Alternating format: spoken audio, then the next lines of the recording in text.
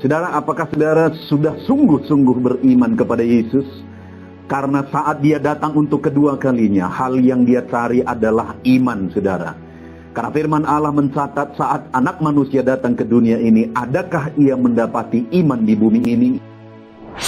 Di dalam Alkitab kita bisa menemukan ada sedikitnya 2 orang yang iman mereka pernah dipuji oleh Tuhan Yesus. Tetapi sayangnya dari kedua orang itu bukan dari umat pilihan Tuhan atau dari keturunan Israel. Saat ini sebagai orang Kristen, kalau Tuhan menilai iman saudara, apakah Tuhan akan menilai iman saudara sebagai iman yang besar? Puji Tuhan, saudara bertemu kembali di channel RPG Renungan Penyejuk Jiwa. Channel renungan harian yang dibuat secara ekspositori, artinya alkitabiah, sistematis, dan gampang untuk dipahami. Channel renungan ini dibuat untuk menolong setiap saudara untuk konsisten merenungkan firman Tuhan setiap hari. Karena orang yang konsisten merenungkan firman Tuhan setiap harilah yang akan mengalami janji-janji firman Tuhan. Itu sebabnya lihat layar saudara, kalau tanda subscribe masih berwarna merah, silakan ditekan dan tekan juga tanda loncengnya. Maka setiap hari saudara akan mendapatkan seri renungan baru dari channel renungan ini, saudara. Puji Tuhan, saudara, video ini adalah video pertama di mana topik yang akan kita renungkan bersama. Di dalam video ini dan 2 video selanjutnya adalah topik tentang iman yang besar dalam penilaian Tuhan. Iman seperti apa yang saudara miliki saat ini, saudara? Apakah saudara rindu memiliki iman yang dinilai Tuhan sebagai iman yang besar? Kalau iya, maka renungan ini untuk saudara. Mari terus dengarkan renungan ini, saudara. Saudara, di video pertama ini dan 2 video selanjutnya, teks firman Tuhan yang akan menjadi dasar bagi kita untuk merenungkan topik tentang iman yang besar di hadapan Tuhan adalah dari kitab Lukas pasal yang ke-7, mulai ayat 1 sampai ayat yang ke-10. Di mana konteksnya di sini, saudara, adalah cerita tentang perwira di Kapernaum. Di mana perwira ini memiliki seorang hamba, dan hambanya itu waktu itu sakit keras dan hampir mati. Lalu ketika perwira di Kapernaum ini mendengar tentang Tuhan Yesus, maka dia menyuruh tua-tua orang Yahudi datang kepada Yesus untuk meminta supaya Tuhan Yesus menyembuhkan hambanya yang sedang sakit itu. Dan singkat cerita, akhirnya Tuhan Yesus datang ke rumah perwira di Kapernaum itu. Namun sebelum sampai di rumah, perwira Kapernaum ini kembali mengutus sahabat-sahabatnya untuk mengatakan pesan kepada Tuhan Yesus. Dan isi dari pesan itulah yang saya ingin kita belajar bersama, saudara. Karena setelah Yesus mendengar isi dari pesan perwira Kapernaum ini yang disampaikan oleh sahabat-sahabatnya itu, maka keluar kalimat Tuhan Yesus di ayat 9. Saya akan baca bagi saudara. Setelah Yesus mendengar perkataan itu, ia heran akan dia. Dan sambil berpaling kepada orang banyak yang mengikuti dia, ia berkata, "Aku berkata kepadamu, iman sebesar ini tidak pernah aku jumpai, sekalipun di antara orang Israel." Dan setelah orang-orang yang disuruh itu kembali ke rumah, didapatinya lah hamba itu telah sehat kembali. Saudara, hal yang sangat unik di sini, di mana setelah para sahabat-sahabat perwira Kapernaum itu menyampaikan pesan kepada Tuhan Yesus, maka pesan yang didengar Tuhan Yesus itu akhirnya membuat Yesus mengeluarkan statement bahwa iman sebesar itu tidak pernah dia jumpai sekalipun dari antara orang Yahudi. Artinya statement yang disampaikan, statement dari perwira Kapernaum yang disampaikan oleh sahabat-sahabatnya itu adalah merupakan gambaran bukti iman dari perwira ini. Dan Yesus berkata bahwa setelah dia mendengar pesan itu, dia berkata bahwa iman sebesar itu tidak pernah dia jumpai sekalipun dari antara umat-umat Tuhan, sekalipun dari antara orang Yahudi. Dan singkat cerita, saudara, akhirnya ayat yang ke-10. Dan setelah orang yang disuruh itu kembali ke rumah, didapatinya lah hamba itu telah sehat kembali. Artinya apa? Setelah Yesus mengatakan bahwa iman perwira di Kapernaum itu adalah iman yang besar, dan kemudian hamba-hamba ini pulang ke rumah dan mujizat terjadi. Artinya ada hasil, ada upah dari iman yang besar itu tadi, saudara, dan mujizat pun terjadi. Saat ini saya percaya setiap kita rindu iman kita memiliki iman yang besar, dan saya percaya setiap kita rindu iman kita menghasilkan mujizat dalam kehidupan kita. Nah, itu sebabnya saudara, saya ingin kita belajar terus di dalam video ini dan 2 video selanjutnya nanti. Apa bukti dari iman yang besar itu?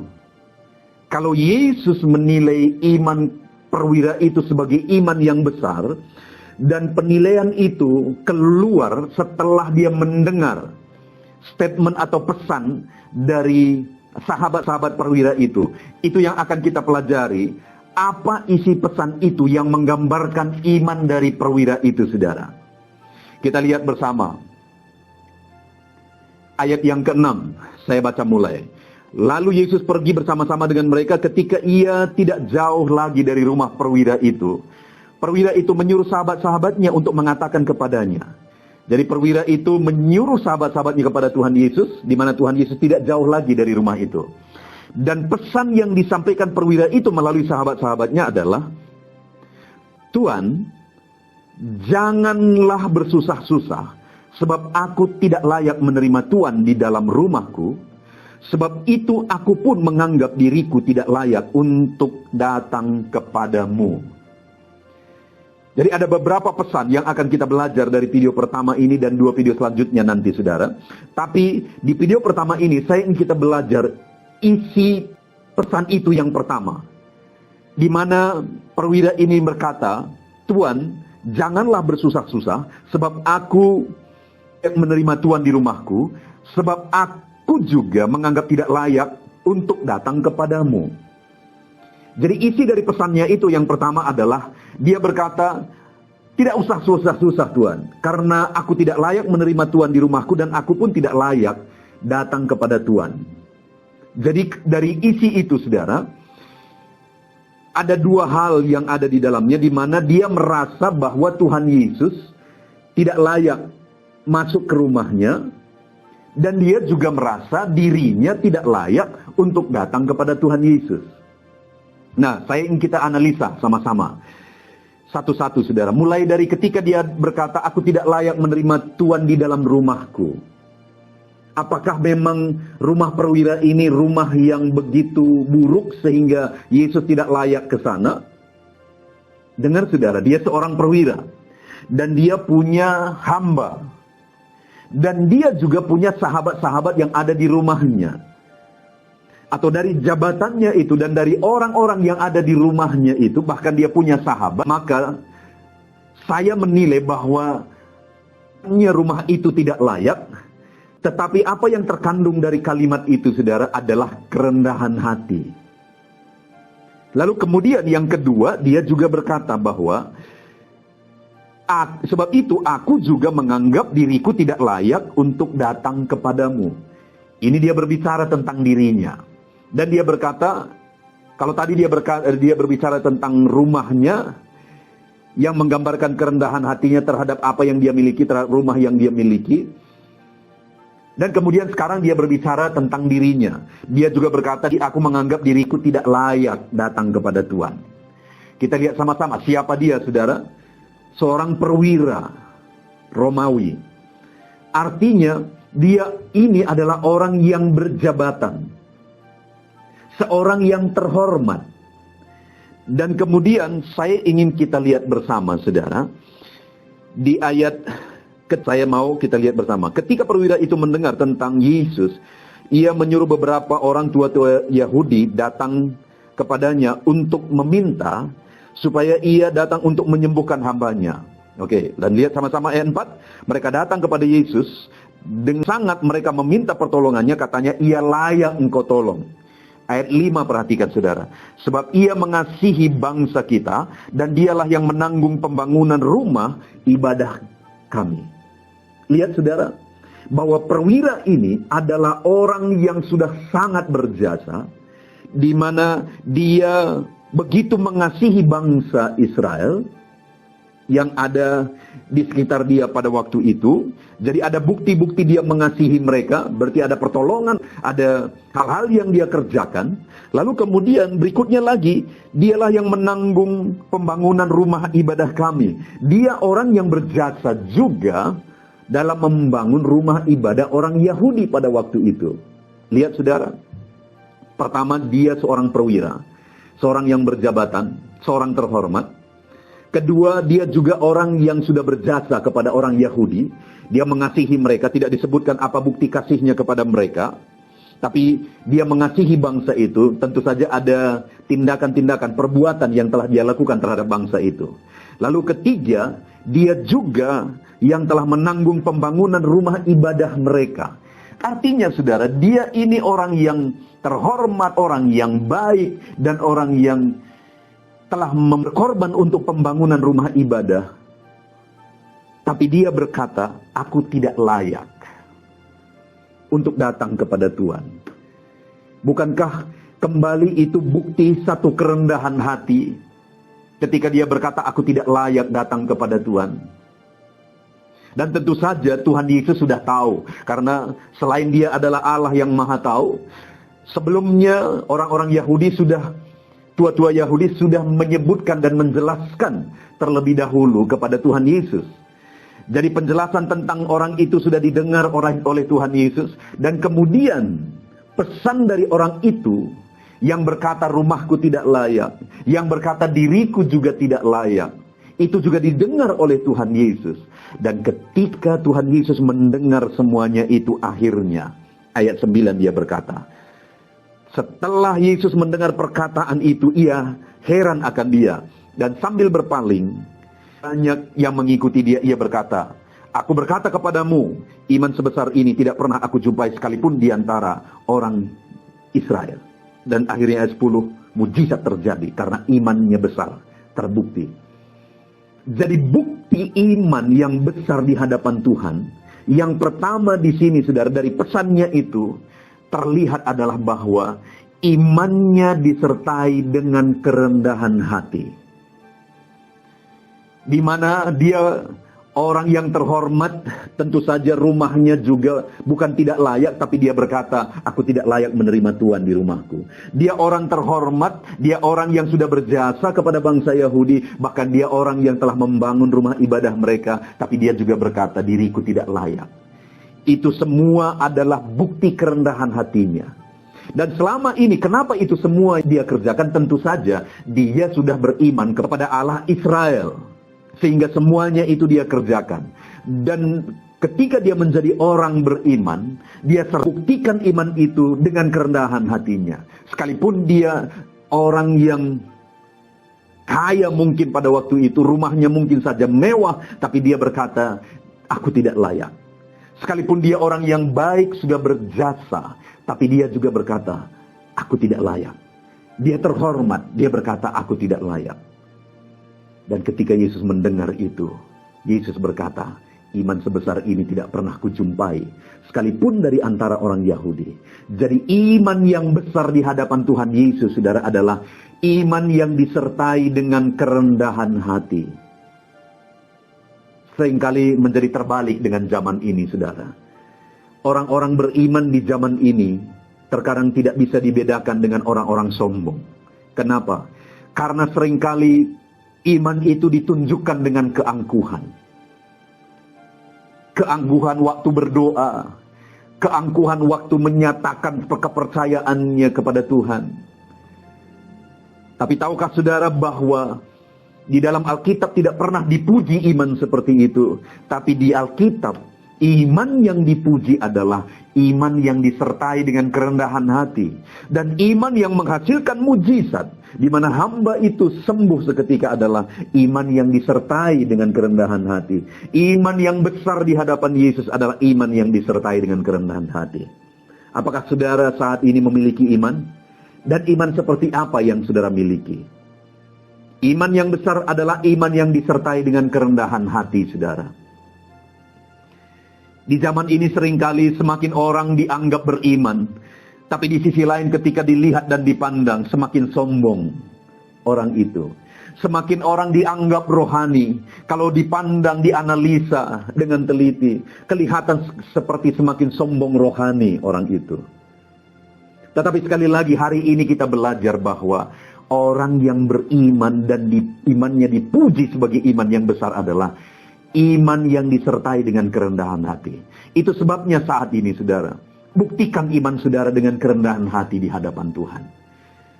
Tapi bukan berarti di sini ketika dia berkata, aku tidak layak menerima Tuhan di rumahku, dan aku pun tidak merasa diri tidak layak. Bukan berarti itu merupakan satu kerendahan diri. Bedakan antara kerendahan diri dan kerendahan hati saudara. Ada orang yang merasa rendah diri bukan karena dia beriman, tapi karena dia memang merasa rendah diri dan tidak layak. Tetapi beda dengan perwira di Kapernaum ini, bukannya dia tidak layak, tapi dia merasa tidak layak. Bukannya dia tidak mampu, tapi dia merasa tidak mampu.